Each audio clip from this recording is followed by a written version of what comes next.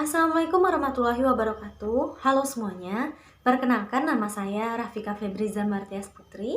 Saya adalah mahasiswa Pendidikan Ekonomi di Universitas Negeri Padang dengan NIM 18053-054. Nah, pada kesempatan kali ini saya akan menjelaskan sebuah materi, yaitu mengenai laporan keuangan dan pengguna laporan keuangan.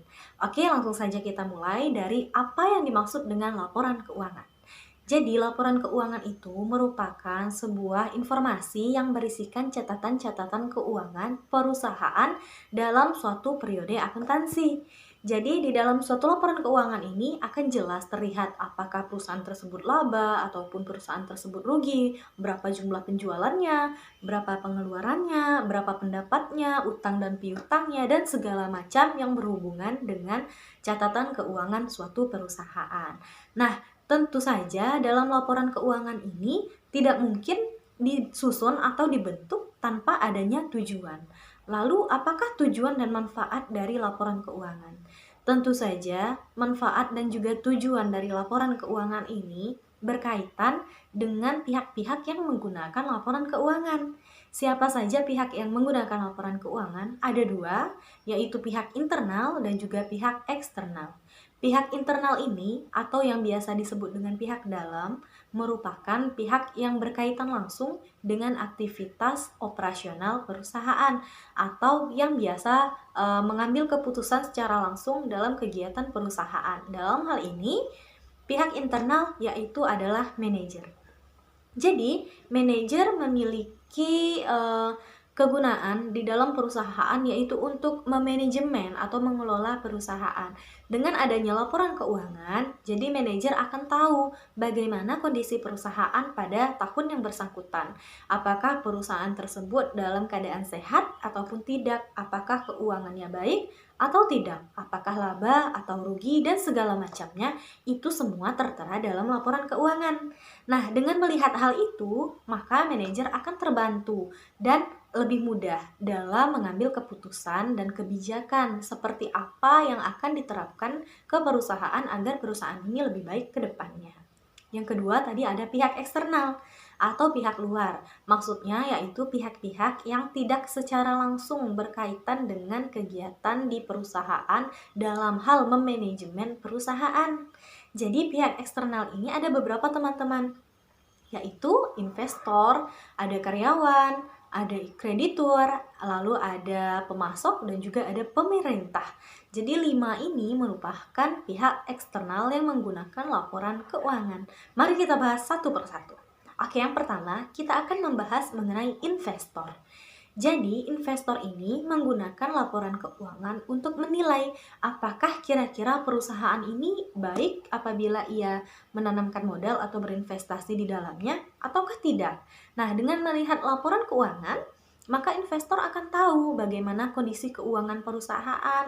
Jika investor ini menanamkan modal ke perusahaan tersebut, kira-kira investor ini akan beruntung atau merugi, atau bahkan hanya balik modal. Nah, seperti itu. Karena setiap investor ini pasti memiliki harapan yang mendapatkan keuntungan dengan cara berinvestasi. Maka dari itu, laporan keuangan itu berguna bagi investor. Yang kedua, yaitu karyawan. Manfaat laporan keuangan bagi karyawan yaitu, contohnya seperti ini. Apabila suatu perusahaan ini tiba-tiba labanya sangat drastis meningkat. Hal ini tentu saja ada peran karyawan. Ada kerja keras karyawan yang menyebabkan laba di perusahaan tersebut meningkat. Maka dari itu, karyawan pasti memiliki hak akan kerja kerasnya tersebut. Mungkin ia bisa menuntut untuk mendapatkan gaji yang lebih, bonus, ataupun mendapatkan tunjangan, dan lain-lainnya. Itu guna laporan keuangan bagi karyawan. Dan yang ketiga, yaitu kreditur. Bagi kreditur, laporan keuangan ini sangat-sangat berguna. Contohnya seperti ini. Kreditur itu akan memberikan kredit kepada perusahaan sesuai dengan yang diminta oleh perusahaan. Tapi kreditur juga berhak untuk menerima ataupun menolak. Nah, sebagai pertimbangan untuk menerima atau menolak ini, ia akan melihat laporan keuangan perusahaan. Karena Secara harfiah kita mengerti bahwasanya kreditur itu akan meminjamkan uang ataupun modal kepada perusahaan. Lalu perusahaan itu akan membalikan kepada kreditur. Lalu kreditur ini tidak sembarang memberikan. Ia akan menilai kira-kira perusahaan ini kredibilitasnya bagus atau tidak. Bisa nggak dia akan membalikan kredit yang diberikan oleh kreditur. Contohnya ada dua perusahaan, yaitu perusahaan A dan juga perusahaan B. Perusahaan A ini dilihat-lihat ini sepertinya labanya semakin lama semakin meningkat.